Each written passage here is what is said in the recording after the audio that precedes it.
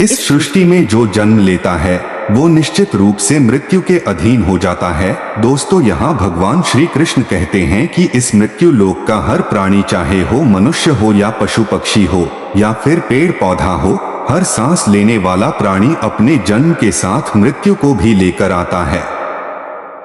हर प्राणी को एक ना एक दिन निश्चित क्षण पर मरना अर्थात अपना शरीर त्यागना ही पड़ता है। मनुष्य को सिर्फ कर्म करने का अधिकार है, फल की इच्छा ना करें।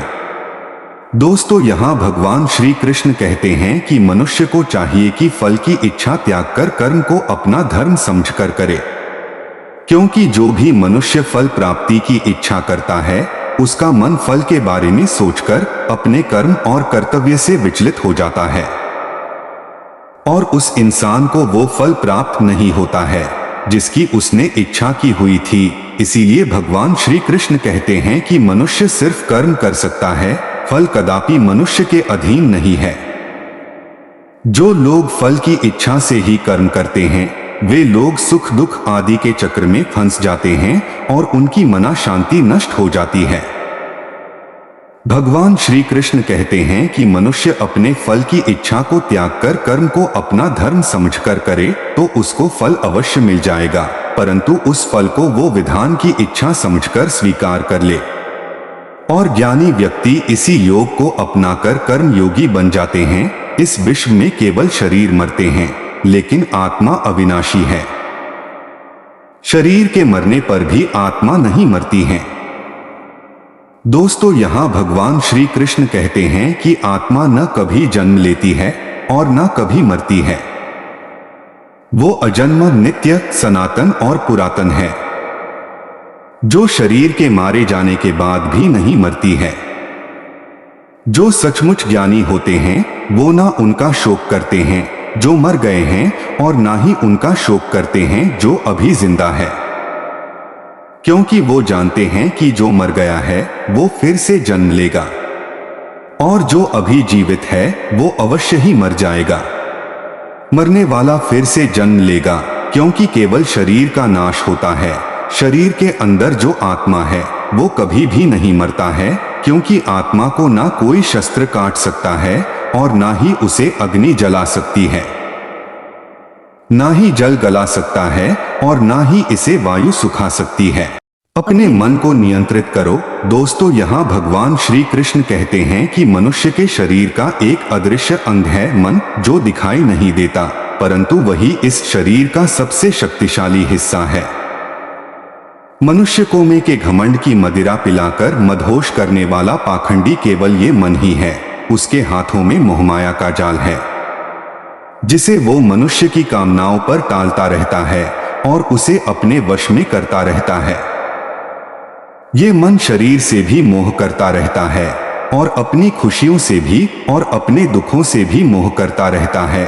खुशियों में खुशियों भरी गीत गाता है और दुख में दुख भरे गीत गुनगुनाता है।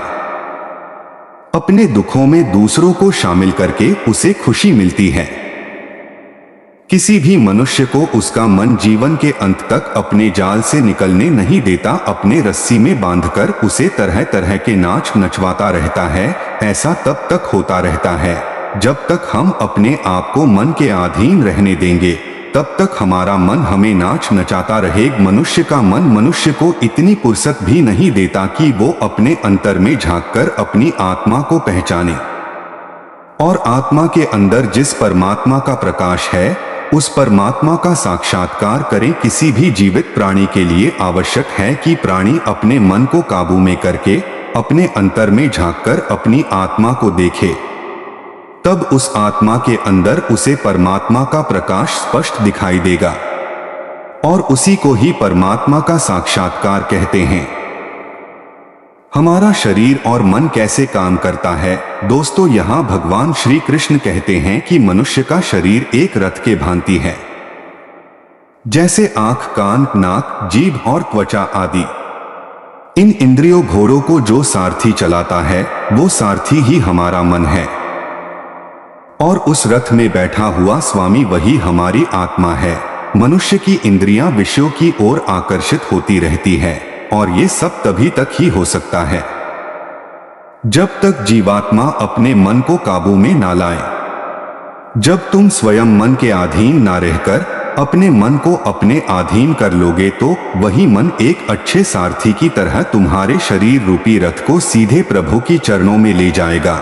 यदि मन तुम्हारा स्वामी है और तुम उसके अधीन हो तो वो तुम्हें माया के बंधन में जकड़ता रहेगा। और जब तुम अपने मन पर काबू पालोगे और उसके स्वामी हो जाओगे तो वही मन तुम्हें मोक्ष के द्वार तक ले जाएगा। अगर आपको हमारा ब्लॉग अच्छा लगा और चाहते हैं कि हम आप लोगों के लिए आगे भी इसी प्रकार के ज्ञान वर्धक वीडियोस लाते रहे तो हमारे चैनल को लाइक शेयर एंड सब्सक्राइब करना बिल्कुल भी ना भूलें।